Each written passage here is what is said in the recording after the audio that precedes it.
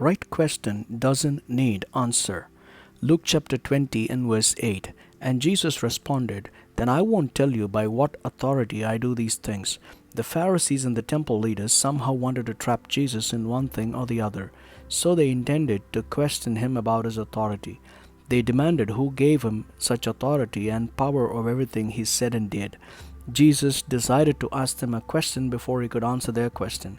He asked them about the baptism of John. They thought about it for a while and discussed among themselves. If they said if it was from God, then they would be trapped since they have not obeyed to it. If they declare it was from men, they would be stuck since people considered John to be a prophet.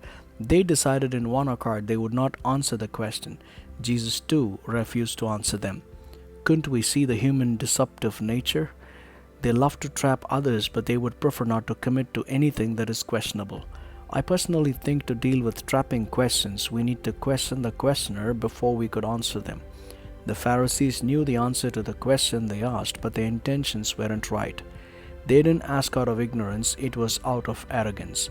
Often in life, people question us not because they want to learn, but to test and trap us with our answers. Therefore, we need God's wisdom to discern the questions before we answer them. A right question doesn't need answer. Amen.